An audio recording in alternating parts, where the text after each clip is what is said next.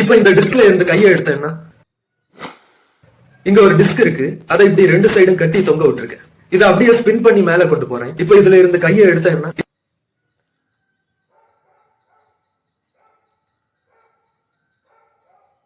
It's interesting. அது அப்படி கீழே வந்து நிக்காம கண்டினியூஸா ஸ்பின் ஆகுது பிகாஸ் ஆஃப் எனர்ஜி. ஃபர்ஸ்ட் நான் அதை என்னோட எனர்ஜியை யூஸ் பண்ணி ஸ்பின் பண்ணி மேல கொண்டு போறேன். மேல போகும்போது கிராவிட்டி அதை அஃபெக்ட் பண்ணுது. கிராவிட்டினால அது திரும்ப கீழே வர்றதுக்கான எபிலிட்டி அதுக்குள்ளாடி ஸ்டோர் ஆகுது. அப்படி ஸ்டோர் ஆன எனர்ஜியை தான் பொட்டன்ஷியல் எனர்ஜின்னு சொல்லுவோம்.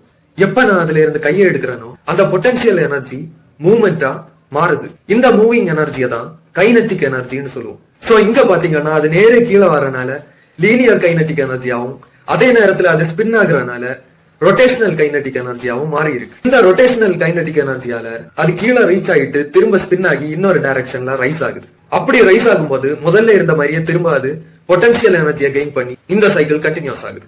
ஃபிரிக்ஷனாலையும் ஏர் ரெசிஸ்டன்ஸ்னாலையும் ஹீட்டா மாறி ஒரு கட்டத்துல அந்த டிவைஸ் அப்படியே நிக்குது.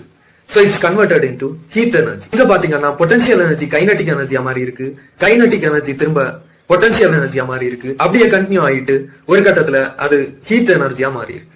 சோ இந்த டெமோல இருந்து என்ன தெரியுதுன்னா, எனர்ஜி ஆற்றல் ஒரு ஃபார்ம்ல இருந்து இன்னொரு ஃபார்முக்கு மாறுமே தவிர அதை உருவாக்கவோ அழிக்கவோ முடியாது. இதுதான் law of conservation of energy. இந்த லா ஆஃப் கன்சர்வேஷன் ஆஃப் எனர்ஜியை இந்த டிவைஸை யூஸ் பண்ணி எக்ஸ்பிளைன் பண்ணவரோட பேரு ஜேம்ஸ் கிளர்க் மேக்ஸ்வெல். அதனாலதான் இந்த டிவைஸோட பேரு மேக்ஸ்வெல்ஸ் பெண்டுலம். இது மாதிரியான எஜுகேஷனல் வீடியோஸ்க்கு நம்ம சேனலை சப்ஸ்கிரைப் பண்ணுங்க. Be in touch with no pounds.